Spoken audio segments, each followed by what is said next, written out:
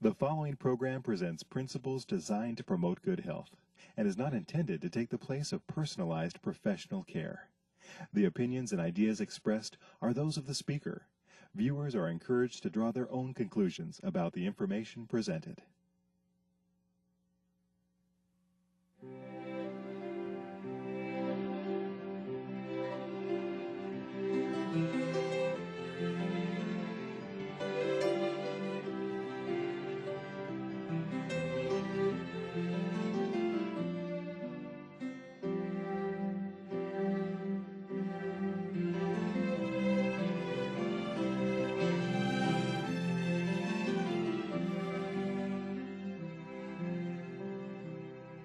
Hello and welcome to Health for a Lifetime. I'm your host, Don McIntosh, and today we're going to talk about a problem that many Americans face. In fact, far too many. Talking with us about this problem is Dr. Philip Mills. He's a specialist in physical medicine, and you've been practicing that for, over 20 years. Isn't that right? That is correct. And so one of the things that you really see is, the problem we're talking about today, which is stroke. A lot of people in America have strokes. Yes, it's the most common rehabilitation problem that we see. And what exactly is a stroke? Well, it all depends when you're asking the question. Anciently, in Bible times, the stroke was actually leprosy. The Jews regarded this as a judgment from God. They'd call it a stroke from God, or the finger of God. But in the Middle Ages, when a person suddenly became unable to speak or lost the ability to move one side, it was as if they were struck because it happened so suddenly. They called that a stroke.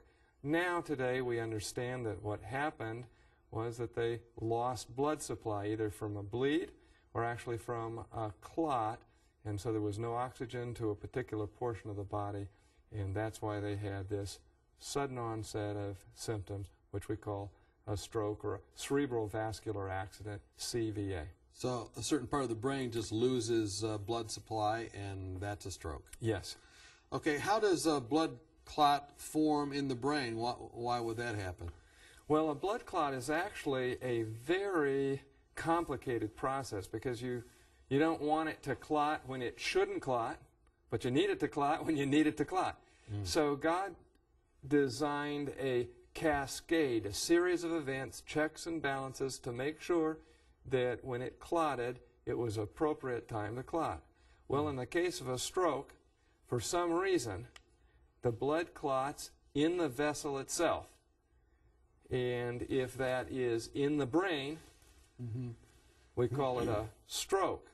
If it clots maybe in the heart, one of the valves, and then breaks loose and floats up to the brain, we call it an embolus. Okay. Now, the other way you can get a stroke is from a bleed, and that's the opposite of a clot. There it should clot, but it doesn't clot. Instead, the blood just pours out and fills the brain. And so you don't know which of these it is until you kind of look at it through testing or something. They can find out through CT scans and other studies which it is. And it's important to know because depending on which type of stroke that you have, it will depend very dramatically on what kind of type of treatment you give. The bleed kind of stroke is actually the most dangerous as far as death. That can kill you very rapidly. On the other hand, surprisingly enough, if a person survives a bleed, it may leave you with the least of the residuals. So it's sort of, if it doesn't kill you, it actually may be, in some cases, the better kind of stroke to have. I suppose that's because the blood supply is not cut off forever to that area. Is that what you mean? That's correct. And also, since the blood is a normal component, the body knows how to take care of blood. It can just absorb the blood and come back quite well. So you've said this is the #1 thing that people see your specialty for. How big is it in terms of the other problems that are causing problems for people in America? Well, it's big. It's the 3rd largest killer in the United States, and over age 60, it's a very major cause of disability. In fact, 700,000 people will have strokes this year. That's one every 45 seconds. I figure that during the time of this program, 40 people in America will have had strokes. That's a huge number. So you said in your facts that you sent to me about 157,000 people per year, and That's dying. that's the ones that die. What I sent to you is there's just a brand new 67-page report of all the statistics of strokes. It's just very fascinating to go through and look at these statistics. Every 3 minutes you have A death from that. a death from a stroke. And it says here something about blacks versus whites, more prevalence with African Americans than whites? For reasons that are not entirely clear, black males have the highest incidence of stroke in this country. You said the cost per year is in the billions for this. Billions of dollars for strokes. So we've talked a little bit already about what causes strokes, but we want to revisit that again. I mean, we've talked about a bleed, we've talked about a clot. What are some other causes we don't normally think about? Well, I don't know what we normally think about, but you have to consider age, genetics, race, as we mentioned. Then the causes that we can do something about include such things as smoking, alcohol, certain dietary factors, and certain diseases. So Diabetes. what about men versus women? Who has more? Men have more strokes as a group, but women actually have more strokes because they live longer. I see. So other diseases that can really predispose, you say, like HIV? Or Or HIV behavior? HIV can, in small cases, contribute to stroke danger. But really, you have many of us concerned about those types of behaviors that cause HIV. We should actually be also very concerned about certain types of behaviors that cause strokes. What we do today contributes to what disease we have tomorrow. And everybody knows that's true in the case of HIV. But some people sort of think that strokes and cancer, diabetes, heart attacks, Never would happen to them. well, there's nothing they can do about it. They don't realize that the lifestyle they choose today is going to determine the problems they have tomorrow. So no smoking, no alcohol, proper diet, all these different things are going to protect you against it. Yes, what I choose to do today is going to determine how I am 20 years from now. So someone comes in or calls you on the phone or comes to the emergency room or sees their family physician. What are the symptoms they look for to say whether or not someone's having a stroke? Well, of course, the number one symptom that you think about in a stroke is sudden onset of weakness in a side of the body, arms and legs on the right or on the left. There can be sudden onset of numbness on a side of the body. You think of the side of the body. There can be some difficulties in speeches. Either they have garbled speech or difficulty in speech and understanding speech, confusion. They can present with dizziness. And these are various types. Blindness in one eye, one side of the body can be a stroke. Stumbling around does, or what do you call that, ataxia or something? Yes. And that's another sign? Yes. Okay, so these symptoms, if they come on, they usually come on when? Suddenly or over hours? They come on suddenly or over a maximum of maybe 3 days. If something is coming on gradually over weeks to months, then you think not in terms of a stroke, you think more in terms of a tumor or some other process. A stroke by nature is sudden. However, you can still have an underlying tumor that maybe causes a bleed or a clot, So you have to check it out. You still have to investigate. Just because they have a stroke doesn't mean that there can't be another cause contributing to the stroke. So do you see strokes a lot when people first have them? Are you like one of the first people they call? No. I see them at the end of the medical process in the rehab phase. But actually, because of the first aspect, there's actually 3 aspects of stroke treatment. Okay. There's the emergency phase, and that's very important. We should talk about that. Then there's the hospital phase, and then there's the phase which most excites me, which is the rehab phase. So if you think you're having a stroke, what should you do? The immediate 911 call, because if it's a certain type of stroke, that is a clot type of stroke, then you have a window of opportunity of 180 minutes from the time you first have your symptoms to some of the modern, wonderful treatments that they have for strokes today.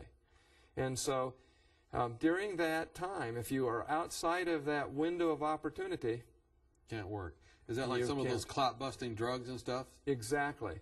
So you have this time. During that time, that means transporting to the emergency room. That means the testing time.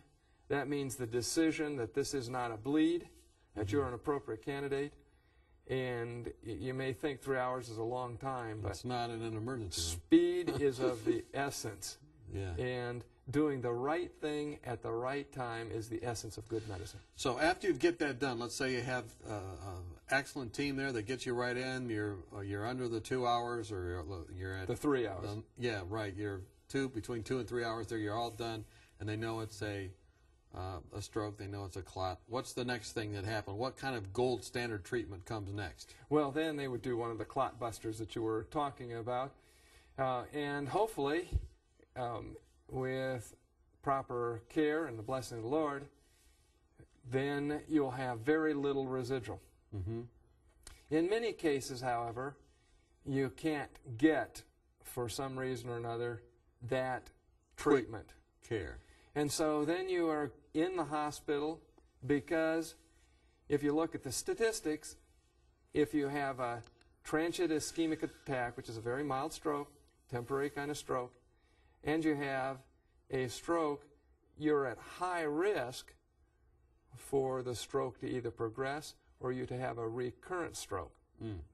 So you want to be in the hospital to see if there's other testing, other medicine that needs to be given to prevent future strokes. So you're there to stabilize, and during that time of stabilization, you start early rehab intervention. In a good hospital, what you'll have is a stroke team. And you go through the evaluation in the emergency room, you go to the hospital with a stroke team, and they're immediately implementing the proper measures to prevent future strokes and minimize the damage of this stroke. And then after that's all done, then they go to a rehab specialist like yourself. Yes, but I want to talk about what needs to happen in the acute setting, in the hospital setting, because one of the problems that can be missed in strokes, it's very common if you're weak on one side, that includes your swallow. I see. So because you have problems with swallow, you might get pneumonia. You have a danger of swallowing into the lungs, and that's not designed to digest your food. And then you get what's called a pneumonitis. So to prevent that, they've developed special diets, special studies to see whether you're an what's called aspirator, that is, swallowing into the lungs, and then you put them on this diet. So you want to minimize complications. Other things that you do in the acute setting is make sure you're protecting range of motion, you're protecting the skin so that you're not getting pressure sores. Moving them around enough, yes, and putting things on them. And these are the kind of things that relatives can do. If their relative goes in, they can be saying, hey, make sure to check the swallowing, make sure this, make sure that. A great list to have around just in case that would happen. Yes, and in a good rehab, with a rehab team, they're going to do all this. They're going to know what needs to be done. We're talking with Dr. Philip Mills. He's a rehab specialist. He deals with strokes every day. When we come back, we're going to talk about what he does specifically in a rehab setting. Join us when we come back. Are you confused about the endless stream of new and often contradictory health information? With companies trying to sell new drugs and special interest groups paying for studies that spin the facts, where can you find a common-sense approach to health? One way is to ask for your free copy of Dr. Arnott's 24 Realistic Ways to Improve Your Health. Dr. Timothy Arnott and the Lifestyle Center of America produced this helpful booklet of 24 short, practical health tips based on scientific research and the Bible that will help you live longer, happier, and healthier. For example, did you know that women who drink more water lower the risk of a heart attack? Or that 7 to 8 hours of sleep a night can minimize your risk of ever developing diabetes? Find out how to lower your blood pressure and much more. If you're looking for help, not hype, then this booklet's for you. Just log on to 3abn.org and click on free offers or call us during regular business hours. You'll be glad you did. Welcome back. We're talking with Dr. Philip Mills. We've been talking about strokes, and this is a very serious problem in America, third leading cause of death. Many people during even the course of this program have had strokes, and it's best to get to the hospital within 3 hours, we've learned, and we've learned that there's things to watch for when we're in the hospital setting, and we're going to take the next step now as we talk to Dr. Mills. So the next thing we do, once they've been in the hospital, once they've watched out so they don't get pneumonitis because of that swallow reflex, they have watched out that they have proper range of motion so they don't get sores developing, and once they've watched out for, what was the other thing we talked about? There was several other different things we watch out. How do we know when they're ready to go to a rehab hospital? Well, you're actually looking for two key components. Rehab is very intensive training. So you need to be able to tolerate 2 hours, have the endurance to tolerate 2 hours of therapies a day. And then the other key component, they have to be able to learn from day to day. And you can measure that. If there's no carryover, then it's difficult for a person to be benefited by the In other words, they have to be able to remember what they did the day before. Yes. Okay. The way you test for that is, do they know the year? If they have difficulty remembering what year it is, then their carryover is a general rule. This is a rule of thumb. There might be some exceptions. But as a rule of thumb, if they can't tolerate 2 hours of therapy a day, and if they can't tolerate, remember what year it is, they really aren't ready for rehab. So what is rehab exactly? What is a rehabilitation hospital? What do they do there?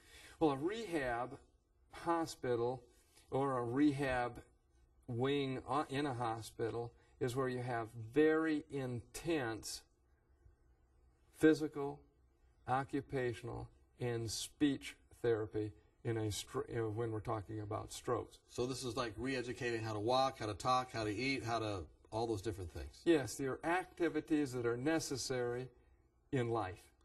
Now, I've actually visited the hospital that you've served in, and they have all these. They have stairs. They have a little kitchen. They have they throw balls back and forth for hand-eye coordination. They have a whole bunch of therapists that work with the people's hands and all these. That's what you're talking about. Yes, and with that, it's very individualized. It's very directed. Mm-hmm. And what your aim is to make sure that they can dress themselves if possible. You want them independent. You want them to be independent in toileting themselves. Mm-hmm. You want them to be independent in eating so they can feed themselves. You want them as independent as possible in walking. Or transferring themselves and all transfers, or assisting in this. If it's not walking, then you want them as independent as possible in a wheelchair. And this is probably quite discouraging, not only to the person that had a stroke, but also to their relatives. Well, it can be, because it changes a person almost overnight if you have a severe stroke from one with complete activity in their hands and their legs to one that has difficulty in coordination of hands and legs, particularly early on, mm-hmm. and maybe some difficulty in communication. So, I mean, I think they're probably just reaching out for any kind of hope and encouragement they can find in that setting. And rehab therapists, by and large, are wonderful. Positive people. Yes, and because stroke isn't the end of the world. Stroke is just new challenges and new ways to do old things, which is dressing and eating and all the things that are necessary for life. It may be a little slower, it may be a little different, but our aim is to bring you back to those goals of caring for yourself. Strengthening that which remains and being able to do the first works, Yes. so to speak. Now, of course, the best thing to do is to avoid strokes to begin with, to prevent them. What can we do to prevent strokes, Dr. Mills? Well, I like to say that life is like golf. We want to have as few strokes as possible. Okay. All the Tiger Woods fans would like that. That's true. So you want to decrease even having one. Yes. And so the question is, how do we decrease the blood clotting or the bleed in the brain? Well, we need to look at what makes the blood clot abnormally or what makes the brain bleed when it's not supposed to. And let's look at the bleeding problem first. Okay. With bleeding, you can think of high blood pressure, which puts pressure on the blood vessels, and they can burst. So you watch our blood pressure, make sure we don't have high salt, make sure we don't have overweight, make sure we don't have all those different things. Exactly. So that blood pressure is not something that typically kills you instantly. It's something that slow, insidious, kills you over silent time. And so it's important to check and measure your blood pressure and make sure that that isn't a problem. My patients typically would have a triad of problems. They'd have diabetes, they would have high blood pressure, and then they'd have other high cholesterol, other problems such as cholesterol. These triad and associated diseases don't just add to your risk, they multiply your risk. I think probably for everyone, you would say stop smoking, but would you say that for someone that had a stroke? Well, you want to stop smoking before you have the stroke. Does it really predispose you to stroke? It's a major component to strokes. Now, you have to think of stroke as a heart attack of the brain, or you might think of the heart attack as a stroke of the heart. Okay. But in fact, if you look at the 67 pages of documentation of causes and the statistics of strokes, it's actually strokes and heart attacks because these are blood vessel disorders, and what's bad for the heart is also bad for the head. Is bad for the head. So you talk also about the electrolytes here, get calcium, potassium, magnesium, all those for just optimal functioning of the body. How are those related to stroke? Well, what you want is to have healthy nutrition to the brain. Okay. And so that your blood vessels are in the maximum health possible. Now, you're not a prophet or the son of a prophet, but what do you think the direction is in terms of future medical breakthroughs concerning stroke treatment or therapy or all these different things? Well, predicting tomorrow's surprise is really difficult. Right. And what technology will do, we don't know. But there are breakthroughs that the Bible predicted in the area of stroke. Isaiah said there was going to come a time where the lame man would leap as an heart, and the tongue of the dumb would sing. So that's definitely talking about someone that had a stroke, isn't Well, it? those are the two key components of strokes. You're weak, you're lame, and you have communication difficulties. And this said that this breakthrough would occur when Christ broke through the clouds and came in the clouds of heaven. So that's the breakthrough that I see in the future that's going to really solve the problem of stroke. Wasn't that also the healing that was done in Acts 3, where you had that was the quotation from that? I mean, the man was unable to walk, unable to enter the temple and rejoice. He probably had a stroke, didn't he? Well, I don't know what he had, but it certainly could have been a stroke. Interesting. So, of course, we ultimately look to Christ as the ultimate healer for these types of things. Talk to me a little bit as we close. We've got about 2 minutes left. You know, the family members that are supporting someone, what can they do to support someone that has had a stroke? I mean, the person is being supported in the hospital, in the acute phase, and also then in a rehabilitation hospital, and then that comes to an end and they go home. What kind of things can that family member be doing to just kind of get themselves ready to be helping others? And I know it's a big change for people, but what do you tell people? How do you help them? Well, there's two factors here. The first one is sometimes they feel guilty if they're not able to provide assistance, and the loved one, if they've had a severe stroke, may need extended care facilities, really can't do it in a home setting. Now, if a parent or loved one is not able to feed themselves, if they're not able to toilet themselves, if they're not able to provide some assistance in transfers, really, you can't take care of them at home. They need some external help. And they shouldn't feel guilty about that. No. Because it's actually going to hurt them to try and do that. Yeah, and it won't, you really can't care for the person sufficiently as is needed. So they need an extended care. But if they have those things and they go home, then you can assist them.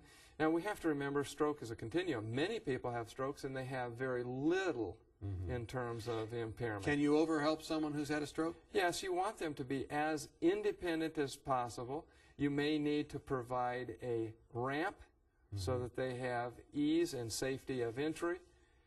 You want to provide a way for them to be able to get into and out of their bathroom, so grab bars may be necessary. These are the sorts of things that you want to do in the home to make it stroke ready. You know, I watched my grandfather take care of my grandmother who had 6 strokes. And as he was taking care of her, he would sing wonderful words of life. And he learned how to, in that setting, still show love and help his wife. It was a great testimony to me and the family. And, you know, we can grow through these times. And I'm sure you've seen that many times. Yes. These stresses can, the Lord has a way to overrule problems so that even in the middle of it, He provides us support and we actually improve. Thanks for watching. God bless you.